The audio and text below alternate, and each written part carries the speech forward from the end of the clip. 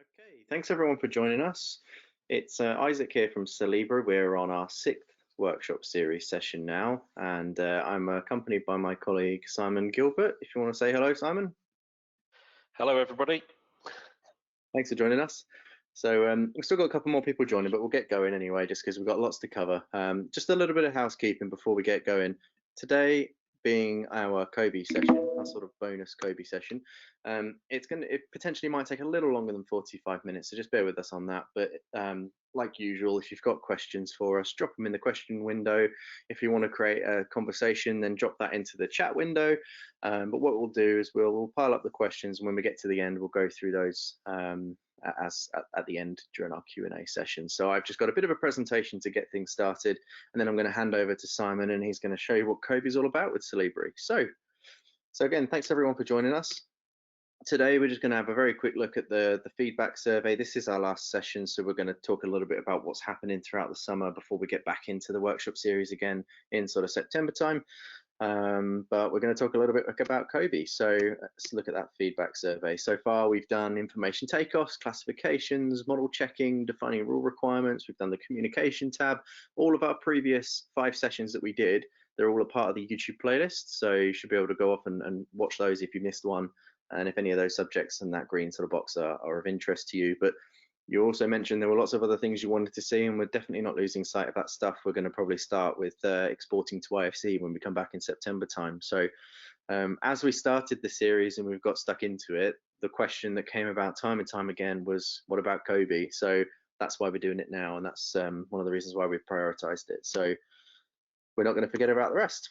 So again, just the in-depth training side, there was always this commonality that people wanted to do some training with us, and we still have some courses coming up. They are running through July and August. So if those dates suit you and you want to get certified in Solibri, then please join and let me know, because we've got a few spaces left. So just drop us an email and we'll be able to help. So let's get stuck into COBie in more detail. So let's get right into it. Well, COBie stands for Construction Operations Building Information Exchange. And I'm going to pause there, and I'm just going to put a very, very quick poll out and ask you all a question. If you wouldn't mind engaging with me on this, helps me to understand exactly where you're all at with things. So if you could just take 2 seconds to do that poll for me, that would be perfect.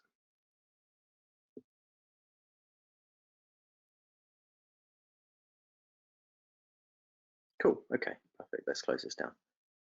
Right, I'm actually going to share the results back to you so that we get an understanding of where everybody's at with things. So 50% of you, good, strong understanding of Solibri COBie, that's fantastic.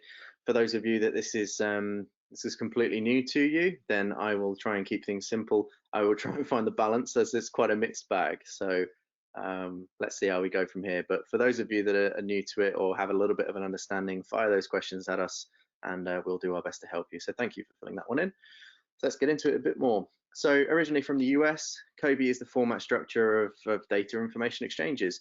It was formalized in 2011 by the UK government's Building Information Modelling Working Party Strategy, and in 2019 part of the National Annex of ISO 19650 Part 2.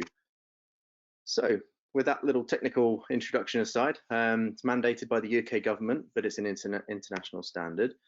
And if I was to put it simply to you, it's a deliverable from populated spreadsheets found from information within the models. The purpose is to provide accurate representations of maintainable assets to our facility managers.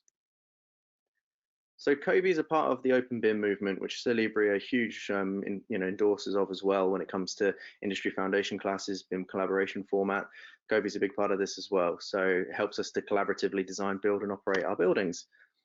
The main arguments, if you're going in favor of COBie, is, well, a huge list, but really if I was to do some of the top ones: management of space usage, operations, cost environmental impacts, maintenance, repairs, replacements, etc., as we go through. So, and one of the most important prerequisites to consider is consistency of accuracy of information that we produce, which we're going to definitely get into in greater detail today. I want to talk to you a little bit about the handover process at the very end, and some key points that I want to highlight. So clarity, accuracy, accountability and conviction. Well, let's get into some of that stuff in more detail.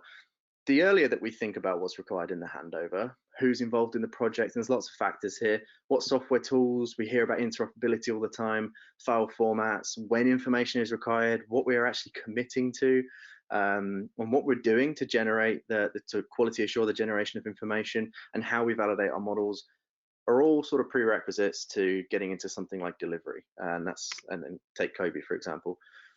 But within today's demonstration, just a caveat, I suppose, we're going to assume that the IFC that we're working on has actually been generated to a good degree. It's going to need to have clean and proper IFC data, but naturally that's something that we can verify in Solibri. We don't want to spend too much time talking about exporting to IFC and then into Solibri when we really want to show you what the process looks like within Solibri. So if you want to have that discussion with us, we're definitely not shying away from it. We'll have that conversation with you. But we're on a time scale here, so we're working towards it.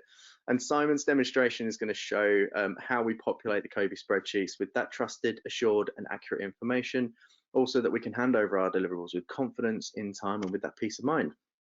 And if we haven't already, or don't have a proper COBie, don't have a proper handover for COBie data, it's not going to necessarily bite us straight away, but give it time.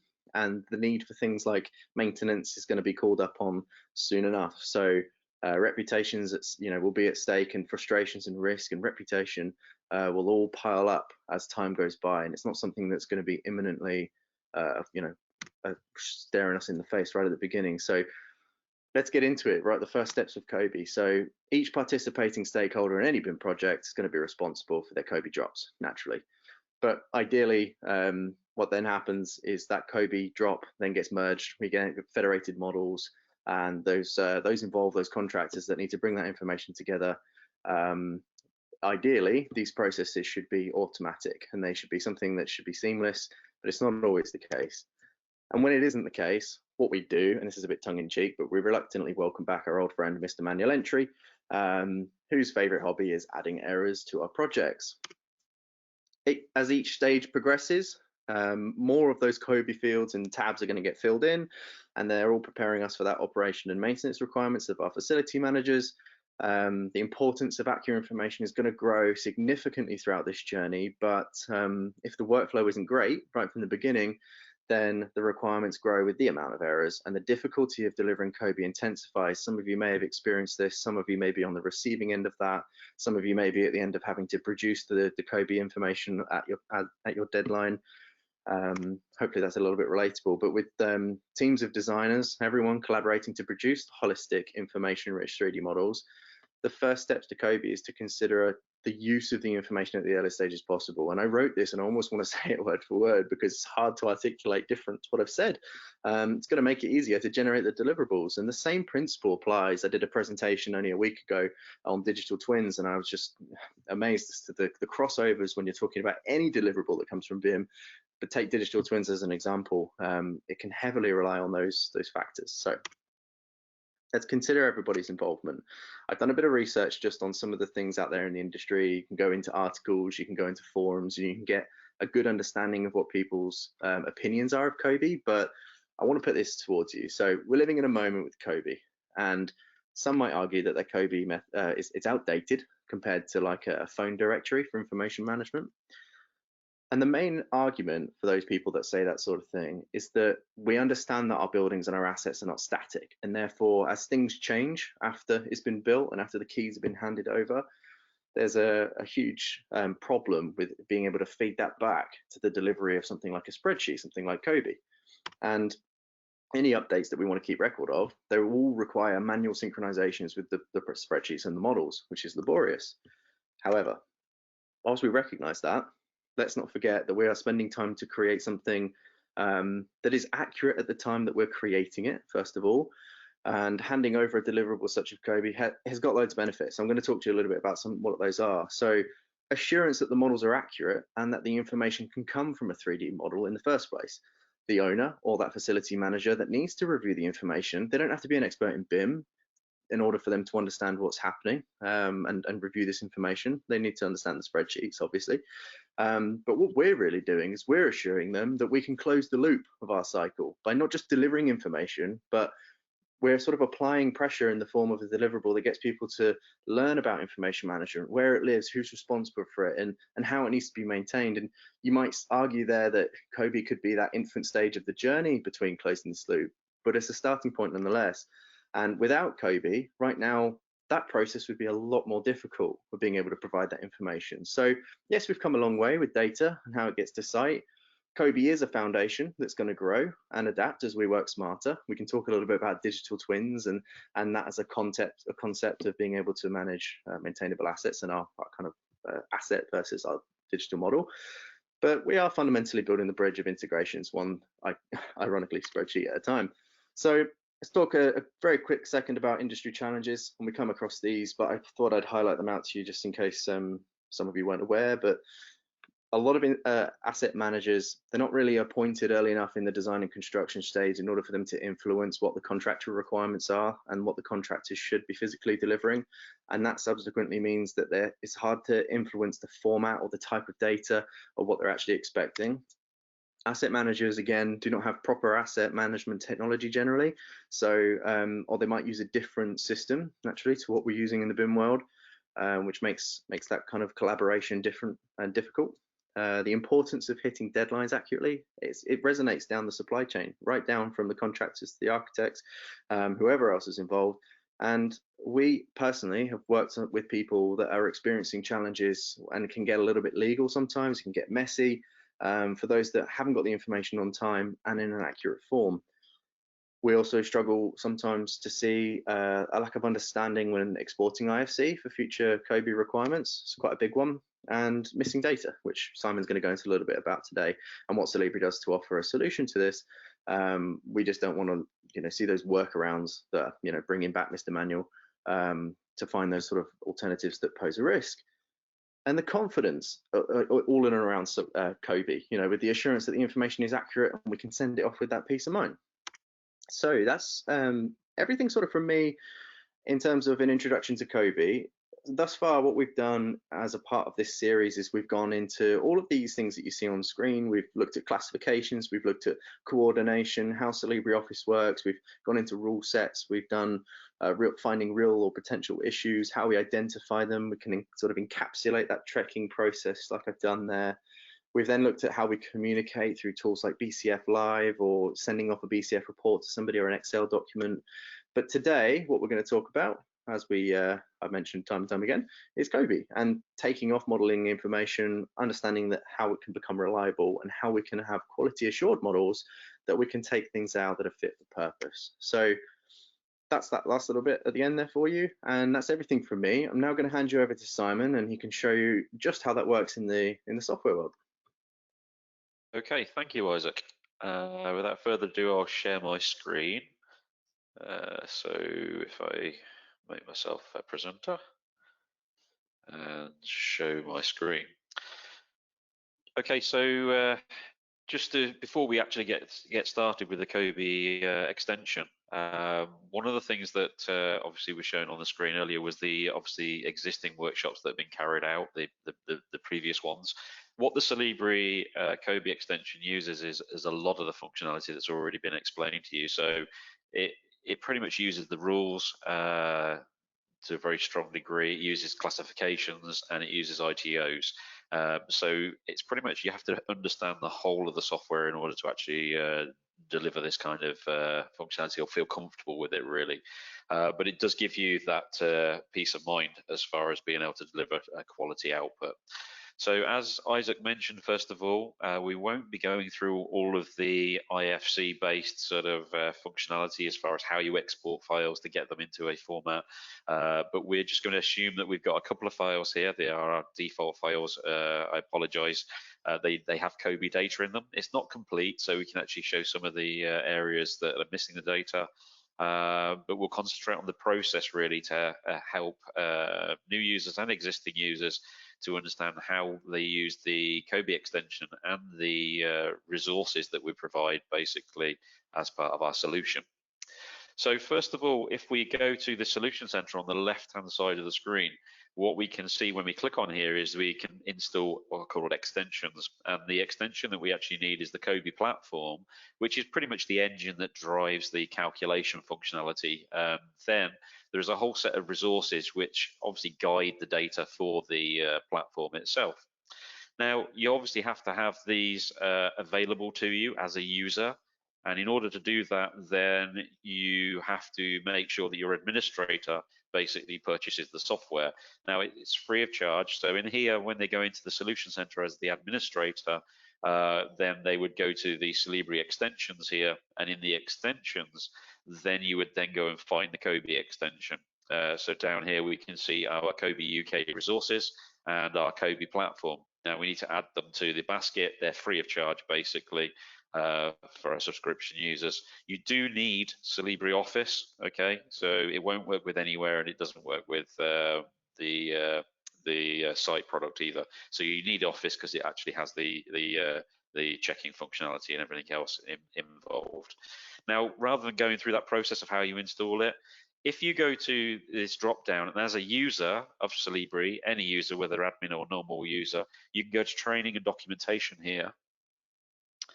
And if you've assigned yourself the COBie extension, you should now see two areas here, which says Solibri COBie extension reference guide, which is a very, very useful guide, which will go through the steps that we're going to go through today. And there is also the installation instructions, which really, if you pass it on to your administrator, if you're not an administrator, you can get them to do the bits that they need to do in order that you can see it within Solibri in your session, basically. But once that's actually carried out and it's in here and you've clicked the install buttons for those two, the UK resources of the platform, then you should be able to access the resources that are contained within the COBie data that we provide. So the first location that we would go to before we open any files is we would load the actual role that actually would embed the data we need to carry out the COBie process. As if we click on the open function at the top, this gives us the situation to actually pick from the resources area here. Now, if you don't see the resources tab, it means that basically you've not got the UK resources loaded. You might have the COBie extension loaded, but you might not have the resources. So make sure you got both of them loaded. Then when we go to the resources area, I can pick which version, obviously Uniclass. Obviously, we're not seeing many people doing anything to do with 1.4 anymore, but it's there for legacy reasons. But we have obviously our COBie Uniclass 2015, and if we click on open, what that does, it loads up all the resources that we're going to use for the delivery of COBie. On the left-hand side, we've got our rule sets. Now, I won't use the CIC stage rule sets, but we'll use the tab-by-tab ones. It's a little bit easier to actually find the actual fields based upon not the delivery of different stages, but basically the actual sheets themselves. And you see here we have a corresponding sort of classification for pretty much most of the fields that are actually going to be delivered for COBie, and a few information takeoffs that would help us actually assist us in that process. Now, if we go to our recent models location here, I can then go and select my two models that I want to federate together. So we do this in a federated environment. So we don't do this as individual sheets, although you could do that. So if you're an individual consultant that's having to deliver COBie as part of their deliverable, you could obviously use this to check that the data was in the right place and was delivered as per the requirements of the project. The first thing that happens when we load up the models is we get our disciplines and categories view here. It's really important that we make sure that we do give the models a short name, whether or not you're putting the consultancy name here of the practice or the actual, in this case here, I'm just using M for mechanical. And I also should make sure that we are setting the disciplines correctly for the types of models that we've got. So realistically, we need to make sure the architectural models are with architectural, and any of the other disciplines to do with the M&E kind of data that's in these models are actually given either building services or one of the other items. Once we've done that, we've got our model in the view. The first thing we have to do, and we have to think about, and this is absolutely critical, is that we can go over to either the information takeoff tab or the COBie tab. Now, just to show you, in the COBie tab, we have basically the COBie interface and the ITO and the classifications. I just want to see the actual screen a little bit more with not so much a small window here. So what I'll do I'll go to the information takeoff because it exists here as well, the two parts we're going to look at first of all. And what gets loaded down the left-hand side is the classifications that are going to drive COBie. Now, or at least find the data for COBie, basically. Now, what we do here is, if you're not seeing this folder structure, you're using an old version of the resources and an old version of Solibri, which is why we've left this one in here. So for existing users, we've left the separators in here, so that if you used it in an old version, you could still carry on doing it that way. But you'll find right at the top that there's this one folder called COBie Setup, and this is absolutely essential that we get this right. So the first item of that is the COBie, what's called COBie assets. So based upon the asset information requirements for the project, we have to actually select the components in the actual model somehow to pass them into the sheets. So the typical scenario is here is if I click on the settings for this classification, what we're doing here is you can define any kind of different parameters to actually select those components. So this at a very rudimentary and rough level here, where you're looking at the data.COBie parameter if it was a Revit-based model, and if they tick the box for those kind of components and it equals true, we're saying they're included assets. Now we've got a architectural model which is from ArchiCAD. So again, you could select any kind of different sort of component. We'd have to take the true off here because this property set wouldn't exist within ArchiCAD. So what we do is put a star in here, which means it can skip past that value. And I'm just going to just put in Windows, for instance, here, so you can see the way this works. Now, when I say OK to this, what actually happens is this COBie assets here, what it does is it shows you what the included assets are. So we're already visualizing the data and the delivery of COBie down to what components are going to make COBie. And we also have these unclassified elements, so we can see what's going to be sort of removed from that. And we can put in our section windows and things like that, and we can start to see that, yes, we've got pipes and pipe fittings, but we're not going to include those. We can also see we've got some sanitary elements which may need to be included. So straight away from the unclassified elements, we can actually look at it in this sort of fashion if we need to. I'm going to just turn off my info and then just go back to info, sorry, and turn off the section view.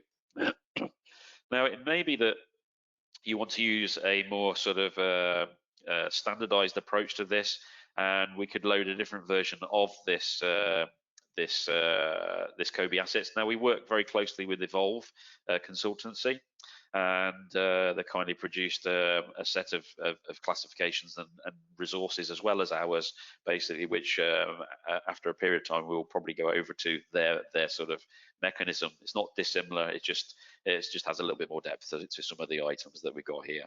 If we click on the Evolve version here and we'll say yes, we'll override it, what that does is in here in the settings, what we've done is we've taken the components from MDIMs of what should be excluded, basically, by IFC type and IFC entity type, and then it gives us a sort of standardized sort of list of elements that should make COBie.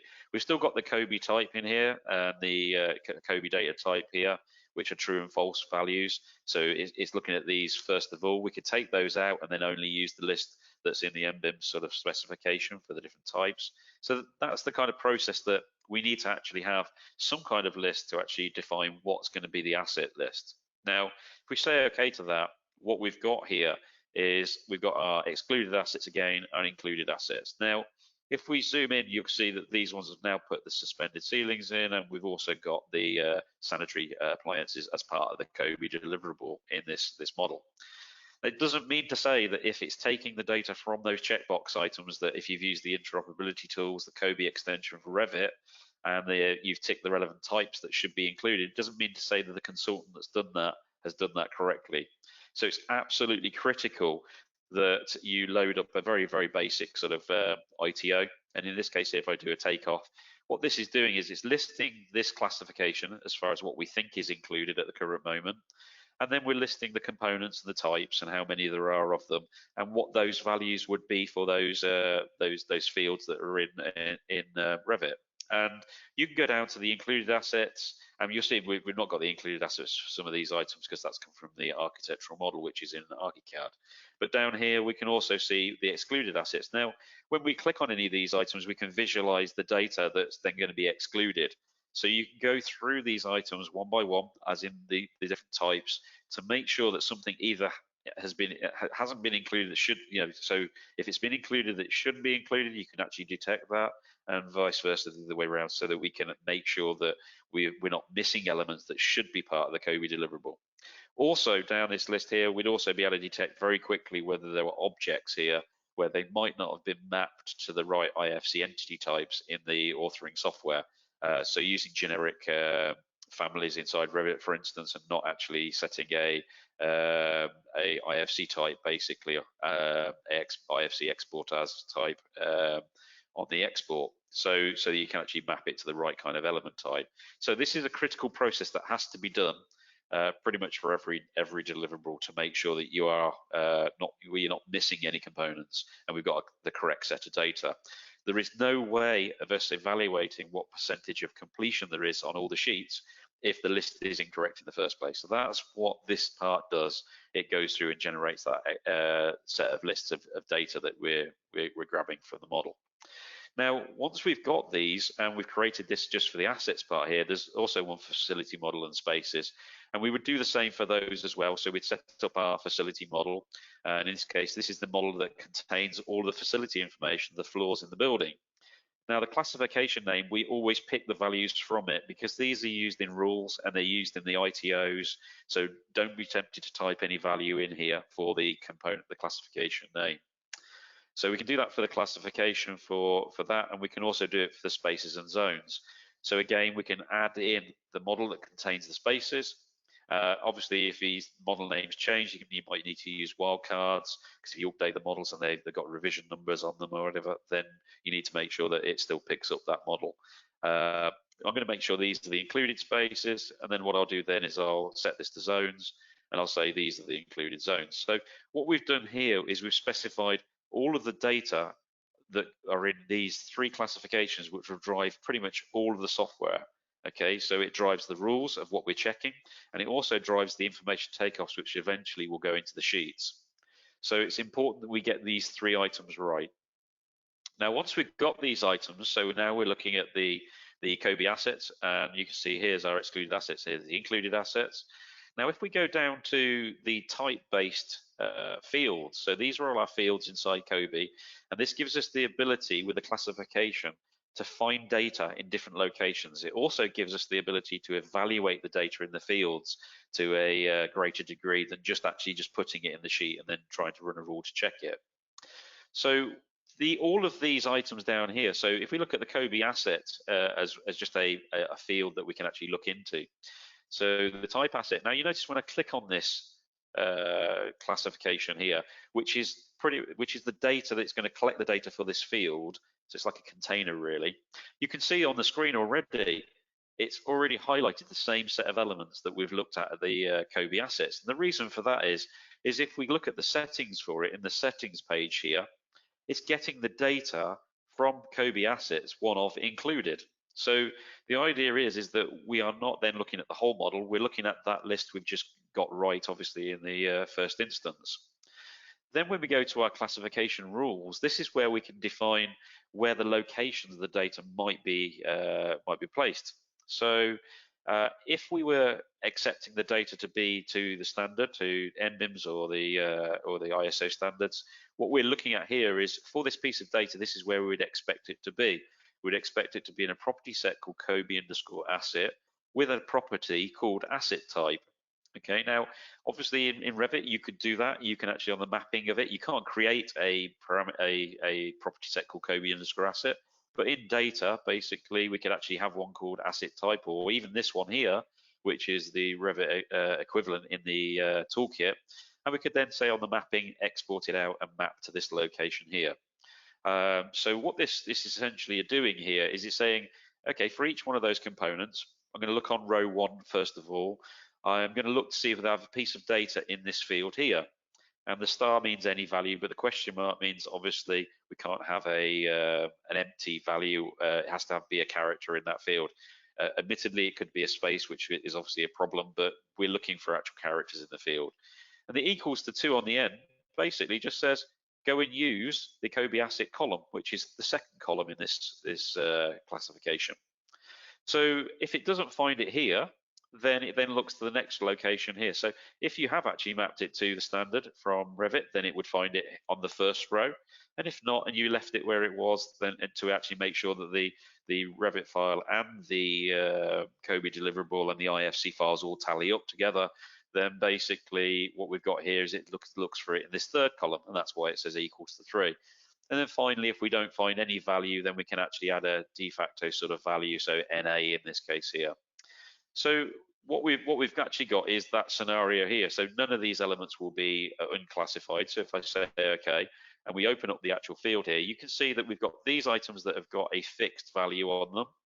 Okay, so we've got values for all those elements, and these items are missing that data. So straight away, we're visualizing and seeing the components in the window, in the 3D window, as far as what's making COBie for that particular field. So in that instance, what we would do is obviously NA is not a value which is accepted for the asset type here, and so what we would do then is we would run the rules that sit behind this. And when we run the rules and we go to our type area here and we look at asset type, this is then giving us our list of those same components, but by type. Okay, so it's not listing them as individual elements. These are the actual types. Now the rule, again, just to show you that it's taking the data in exactly the same way. This data at the top is getting it from COBie assets, included assets. So the rules are checking the same set of data. Down here, we then say, go and check this classification we've just looked at and make sure it's got one of the values of fixed or movable, and then list the problems by type. Okay, so this is our rule 230, which is our property rule template with component filters, used again and again throughout the COBie process. So as another example on that, if we go back to another field within the COBie process and we look at the uniclass value, so this is slightly different because the classification-based fields obviously need a lot more definition as far as checking the actual values. So in this one here, if we open up the uniclass location for the types, which would be the PR values, you can see, first of all, in the settings area, we update the COBie extension or the UK resources in line with the updates to Uniclass 2015, which happen on a quarterly basis. So this was the tables that are actually released in May, but obviously are dated as April. So that was actually delivered just after the actual delivery of those updates. So you can be assured that you're looking at the values from the latest tables here. In the classification rules, we've taken the same data from those downloaded tables from the NBS, and we've turned them on their head to make sure we have the most granular values at the top to the least granular values at the bottom of this sheet. So it will always find the most granular value, and that's why it's doing this first match functionality here. So it goes down the table, so it wouldn't find a value 6557 before a 6557 further up, which it was classified to 3 levels deep or 4 levels deep. And again, the table is replicated for the 2 locations we've got here. So realistically, we've got sort of if you're using a different version of the authoring software for the architectural model, then you might use this location. And then this location is the Revit location. So looking at that already, if we look at the way that it's classified these elements, you can see here's our frames and grids, we've got our door frames and leaves, we've got our window units, our WC pans, pedestal, wash-hand basins, and all these items that are unclassified. Now, before we run any kind of COBie kind of thing, if you've done your secondary sort of project, third project on from this, and you're working in a sort of a manner where you've analyzed the data and you've got mapping files that are going to deliver the data consistently to you inside Solibri, then you probably don't have to do some of these items as far as checking the mapping first, if you know where it's going to be coming from, because your resources will mimic that mapping.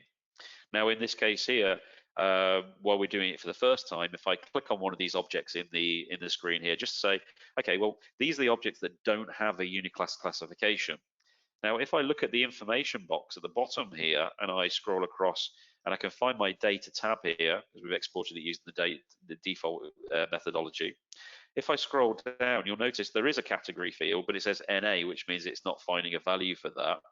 But if I scroll down to the bottom, the consultant in this question, in this situation, has used the classification manager, another part of the interoperability tools, and we can see we've got our PR value here. So it does actually contain that data. So when we go to our classification here, we can go to our settings, we can double click on the actual location of that data, and rather than looking at it from the data COBie type category location, I can then change this to actually take it to the location we've just looked at, which is this PR number.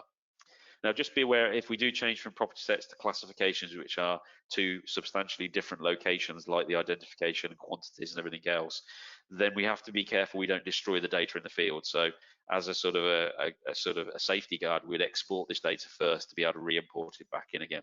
You'll know when this happens when here, if we take the ArchiCAD mapping, for instance, and we change that to a property set, and I'll just do it now, and I'll cancel just so you can see it. So if we change that to a property set and just say, okay, you see it destroys the data. So I'm going to cancel there and go back in again, and I'll just change this back to where we were going. So if you were to export to Excel first, you can re-import all the values into the sheet in one go. And we'll just set this back to the PR number and say okay and okay again. So now looking at that, and we look at this type data again, you can see now we've got our air diffusers, our air grills, and you know, all the values from that M&E file, but we still have an unclassified folder. Now that's unclassified because in the settings area we have this value that says show unclassified. Really, really useful sort of functionality, which means you don't have to try and classify everything as missing or failing. The unclassified does that for us. So these items here, like in the NA value that was on the, which was the catch basket, this is the catch basket for these, and these are all the unclassified values. These haven't got a uniclass value. Now, again, each one of these is a separate instance of those different types. So again, if we go back to our checking area and we recheck the model, just because obviously we've updated some of the data, if we go to our uniclass classification required here now, you can see, again, if we look at the rules, same type of information at the top. And again, down here, we're checking that classification we just looked at. And then we can simply have an operator that just says is defined, because is defined means it's classified. And then we can list the elements by type. So what we've now got is only those three types of data that's missing from the model. Okay, so if we were missing all of the data for COBie for one of the columns from a certain consultant, or you're missing it as if you're the consultant, then you wouldn't necessarily go away and actually generate those as slides. If we got this scenario here, we could actually create either a summary slide at this level and we'd specify this data is missing. So if I just make that a little bit larger, we can then just move that out of the way. We can see the components are all the components in that list, and it shows us all of those elements in the slide there. We say these are M&E based, or you could go down to the level of the individual elements and specify each of those levels basically. Now, obviously, if you're using auto run, you could do this automatically if you wanted to as well, so that it would generate these issues for you. Once we've dealt with that section, like we would do with all of the actual rules, we can then right-click on that and create a presentation. The presentation will then show us these issues. So that's our one, which is the summary slide, and these are individual elements. Now, obviously, then we can either report on these as a Excel sheet to generate some documentation, or we can push it out to BCF as a file-based mechanism, or you can use the BCF Live connector to connect to an issue management system and automatically upload these for the other consultants to pull down that data to fix those issues. So we're not going to concentrate too much on the correcting of those issues. We'll just now go back to the information takeoff area. So pretty much that's the functionality with each of those. So the first thing we're doing is we're checking that we're getting the data in the sheets, or for each of the fields that are defined in the COBie deliverable for the relevant phases, basically, that actually we are mapping to the right locations.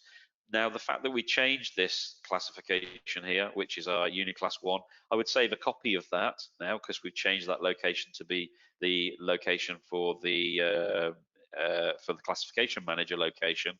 And then what we would do is once we'd saved it in our roles, we would replace it in here so that we'd have our own role and it would load up that version next time we actually start a project, rather than actually having to do that process again. So we can go back to our information takeoff, and once we've gone through that process with those fields, making sure they map to the right, just going through one by one, just making sure that we've got the mappings correct. When we go to the COBie sheet, then we can be assured that when we get to loading the data into the sheets, at least it's going to be populating it from the right place. Now, obviously, when we do this, we can also check that same process. So the first thing we do inside the COBie area, notice I didn't come to this first part. So obviously, most people come straight to here and open the COBie settings and click the calculate button. Now, if you click the calculate button is looking for the included assets in all the ITOs, and you'll end up with no information in the sheets. So if we click on the open settings for COBie, the first thing we are offered again is the different templates for the COBie sheets. Now, if I click on the COBie Uniclass 2015 and say OK, it loads the template, which looks like an Excel spreadsheet, but it's not. In this case here, it becomes a spreadsheet when you export it, but it's an intelligent interface inside Solibri.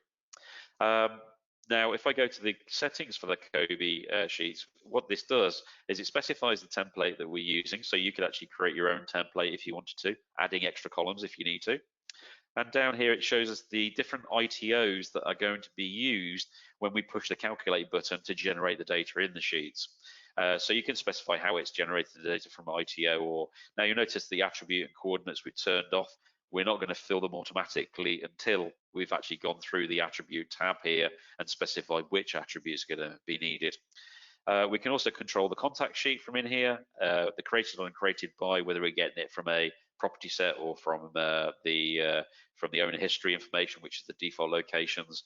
And we can also have an ability to alter the name formats if we've got problems with duplicate sort of data which won't ever be changed in the models. So not necessarily used if you're doing it correctly. So the whole idea there is if we say OK, what we have down here is the ITOs that we loaded with the role.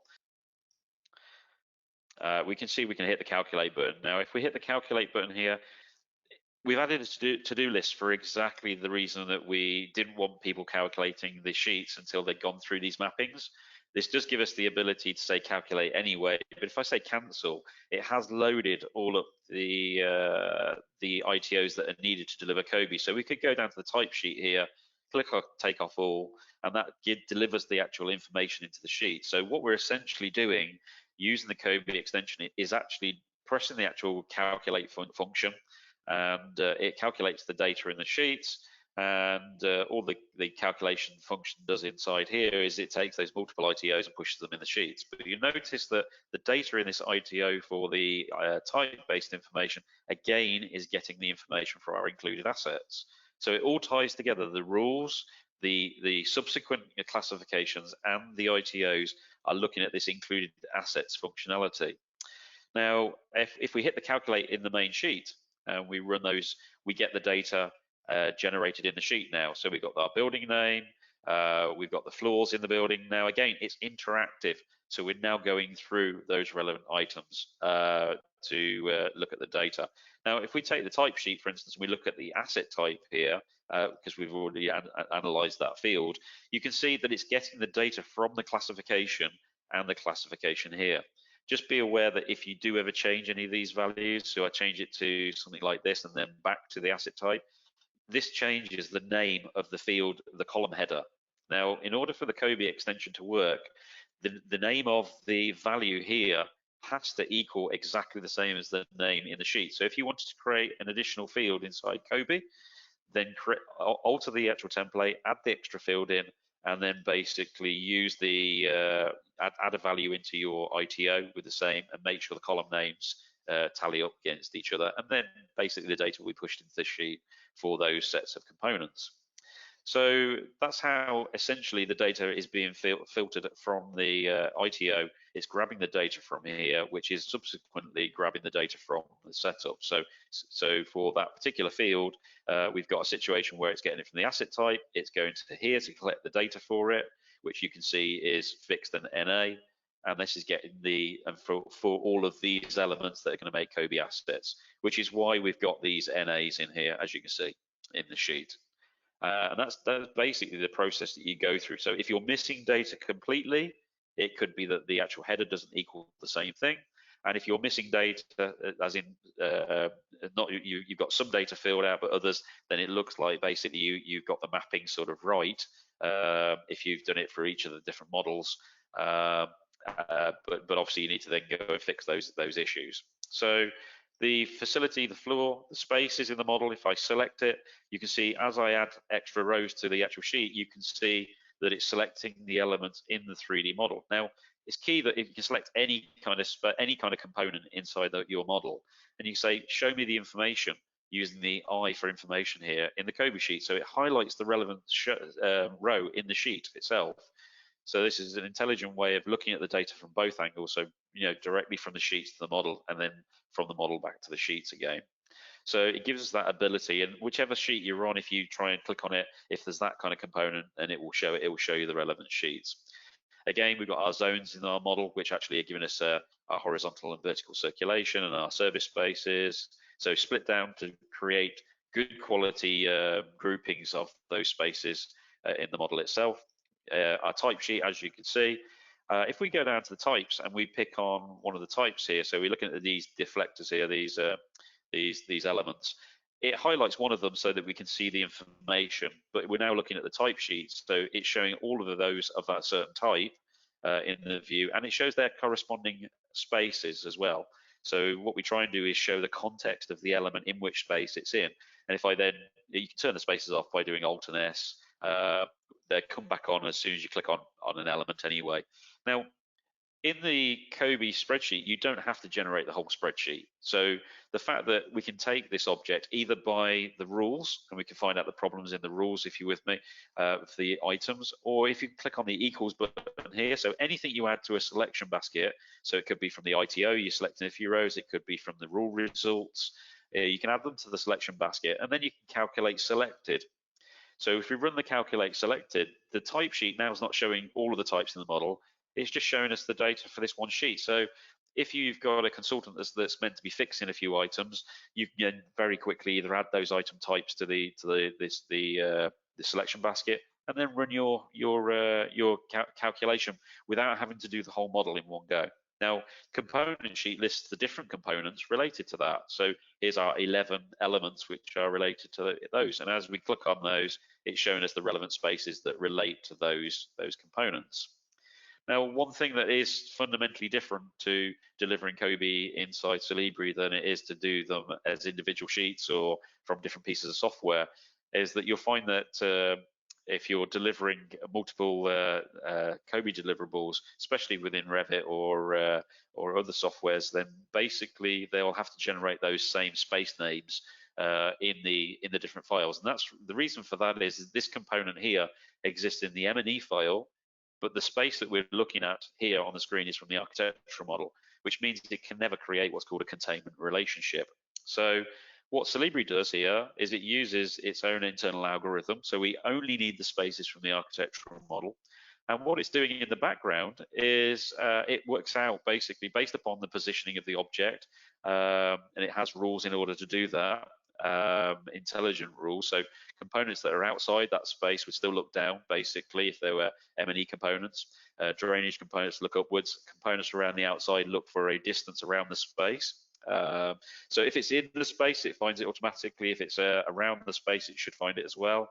If it gets it wrong on the odd occasion, what you can do is, and it's usually getting it wrong because of the fact that, or you're spotting an error in the sheets because of the fact that, and we'll show you an example of that in a second, because of the fact that the model is incorrect, i.e. a component can be in multiple spaces or that type of thing.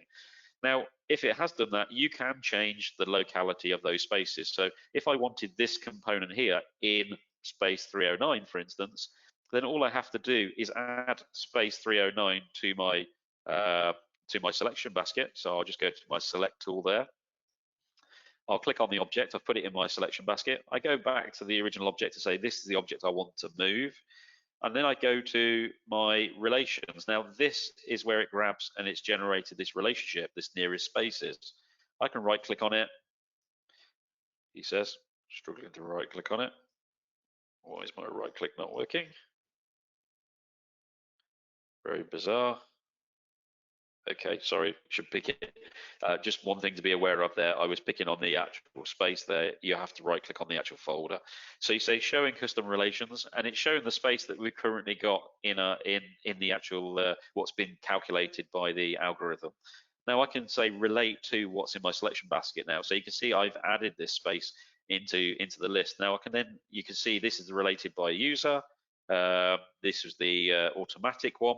And you can choose to then unrelate the automatic one if you wanted to as well. So you can fix any kind of those issues where maybe you've got an external lamp and it hasn't got a space, for instance, and you might want to add that space into that list. So that's the kind of thing you can actually do where it's not physically in a space, and it's generally the odd few that are doing that.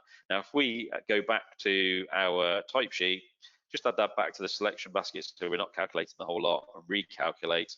You'll see that when we go to our component sheet now, once it's not the assembly sheet, this one here, you can see we've got 309 and 309. You can see what we've just done. It's incorrect, obviously, and we've made a hash of it, but you can see how you could actually modify that location.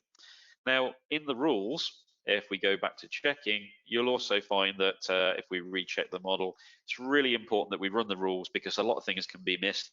And the first of those items would be, let's go and check like some of the actual field values. So component must have a name. It must have a unique identifier. Unique identifier would be the item in column A. So down here, it's already telling us that these items here don't have a unique identifier. They're all called object 586.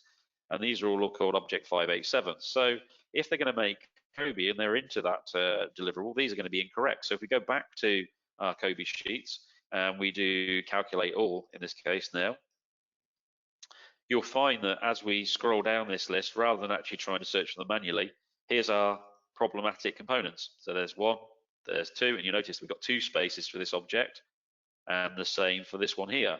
So, and the reason why we've got two spaces for this, if we go and zoom in, you can see that we've got a WC, but the actual the outlet for the waste basically goes into the other room. So this is a good example of why it's listing two spaces in this view here. Now, again, rather than going to find all of those items, we have rules that will actually go and check that. So we can see here components that should only relate to one space. So we have a complicated rule here which goes away and checks each component and checks the number of related spaces to it. Now, obviously, for doors, we're going to have two spaces, and for windows, we might have those as well. But if we go to the distribution elements here and we look at those items we're just looking at, it's found them in the rules, as you can see. So we spotted them in the sheets, but we found them in the rules. And again, really easy. All we have to do is select that component and say, well, which one should it actually be in? This is our distribution element. It's not. It's in the restroom, but this is the kitchen that sits behind it. Obviously, the kitchen's not part of it. So again, we can go for that object. We can look at the nearest spaces, and we can take out the restroom. The kitchen out of here and relate that. And again, we could do that for all of those objects. Now, you do them all in one go rather than rechecking each time, but you notice now when we go, we've only got one of those items to actually fix. So we go back to the relations again and run that same scenario, take the kitchen out of that one as well. And so what we've now got is a situation where we're fixing those issues. You see, we've now no longer got anything to do with those terminal objects. So the process is quite clear. You can obviously, items that are missing data, you create those as issues, which you can actually send back, or you can use the sheets to identify them. But the idea is what we're not doing is we're not delivering a COBie deliverable blind. What we're doing is we're looking at the requirements of the asset information requirements, and then we're looking at that from a graphical perspective, also with the sheets. And as data managers, you can be assured that the quality of what you're delivering, because we're not pressing the button to generate any COBie data delivery until we've actually gone through this process and checked it. And you'll understand the data to that level that you know that there won't be any kind of problems with the information that we provide. And then you can hit the report button here. By hitting the report button, you can export out to your output version of the file. So in essence, that's the way the COBie extension works as a bit of a whirlwind tour, but it should give you at least the basics of running through that process correctly for different models or your deliverables. So, okay, thank you. With that, I'll hand back to Isaac to finish off. Thank you, everybody. Brilliant. Thank you, Simon. Hopefully that was valuable for everybody as well. I'm just going to share my screen back with you all, just as a reminder for what we've got coming up, really. So throughout both July and August, we're going to be hosting other webinars that are sort of regular introductory webinars to Solibri. So if you see one, you probably don't need to see the others, if I'm honest, because they're going to be quite repetitive. But if you did want to join one of them, then you're more than welcome to. Everybody that's registered themselves for this workshop series will have an invitation to the first one. So feel free to join that. But then back in September time, we will continue on with the workshop series on the rest of the topics. So it'd be great to see you all there as well. In terms of questions, Simon, I've got a couple of questions if you're still on the line there with me, with your mic. Okay, yeah. Here. And if anybody's got any more questions, then feel free to pop them in the chat window. We'll happily take those and sit on the call for another 5 or 6 minutes for you as well. So let's take the first one. So I'll read this to you, Simon, if you don't mind answering them for me. Okay. In the floor sheet are showing in millimeters, but the units in the facility sheet specify meters. How do I make the value into meters in the sheet? Okay. I need to obviously put myself back to screen sharing a second. So let me just show my screen. So hopefully you can see the screen now. So if we were to look at, I think what the user's saying here, so they're obviously a user that's used the COBie extension. You can see here that in our linear units here, so for COBie, every field value basically doesn't have a unit set up. They're either controlled by the pick lists or they're controlled by, in this case here, so every time we mention a linear unit, it comes from here. So if it's specified as millimeters here, then theoretically every time we put a value in which is a linear unit, it should respect that unit type. So when we look at the floor here, you see that in my case, we've got millimeter here, and we're looking at the elevations of these and the heights of the different floors. They are in millimeters, okay? So this one tallies up. If you are in a situation where in your facility sheet, this is saying meters, then what you have to do then is go back to file, and it's controlled by our units. And it's one of the first things we teach inside Solibri. So all the drivers for the information takeoffs and everything else come from here. So it is a manual check that you'd have to make sure that in that sheet that whatever it says meters or millimeters. So in this case here, I'd set it to meters with a decimal level of 3 precision. Say okay, and it means now when I go back to COBie and I calculate this time, even though it now won't add up correctly, if I go back to my floor sheet, you can see that we're now getting the values in meters rather than millimeters. So hopefully that answers the question. Brilliant, thank you. If there are any further questions, and I've got a couple of questions there that I'm going to take offline, so I will get in contact with a couple of you that are looking at specific things. I'm just conscious of time with everybody, given that we're trying to keep these at a 45-minute window, but hopefully that's been valuable for you all.